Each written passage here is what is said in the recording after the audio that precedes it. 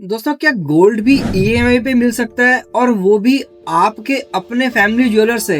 यानी कि अगर आप उसको गोल्ड को आज खरीदें और अगले 30 महीने में आप अपने मनपसंद ईएमआई के साथ उसको रीपे करना चाहें, तो क्या ये पॉसिबल है? आपको करना क्या है, अभी आपके बैंक के लॉकर में जो आपका गोल्ड रखा हुआ है, आप उसका रेंट भी दे रहे हैं और इन केस यदि कुछ मिस हैपनिंग हो जाती है आपके बैंक के लॉकर से, तो बैंक आपको सिर्फ उसका रीपेमेंट, लॉकर के जो चार्जेस हैं उसका 100 टाइम्स देगा। मान लो आप 2000 रुपए रेंट दे रहे हैं तो आप 2 लाख तक के लिए सिक्योर हैं।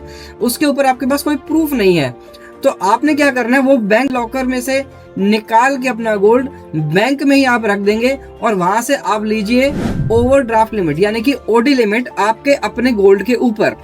अब इससे होगा क्या कि आपका जो गोल्ड है उसकी प्योरिटी की एक तो स्लिप मिलेगी आपको, बैंक के पास आपके गोल्ड प्रॉपरली कितना लिखा हुआ है, जबकि लॉकर के अंदर वो कहते हैं हमें नहीं पता आप अपना लॉकर कैसे यूज कर रहे हो, उसमें क्या रखा है, हमें क्या मतलब है उस चीज से। यहाँ आपको बकायदा रिटर्न में दिया जाएगा आपका इतना गोल्ड है और उसके ऊपर आप इंटरेस्ट तभी देंगे जितना आप उसमें से पैसा निकाल के यूज करेंगे।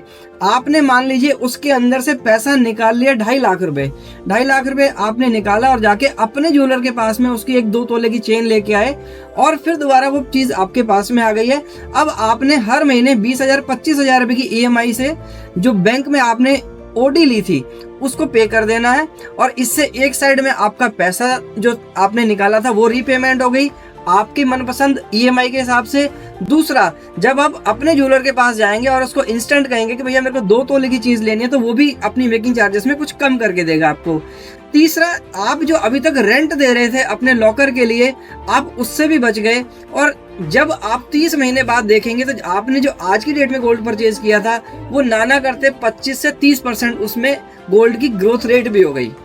तो आपको क्या लगता है, क्या ये प्रैक्टिकली पॉसिबल है? अगर हाँ या ना तो मुझे कमेंट्स में जरूर बताएं। धन्यवाद।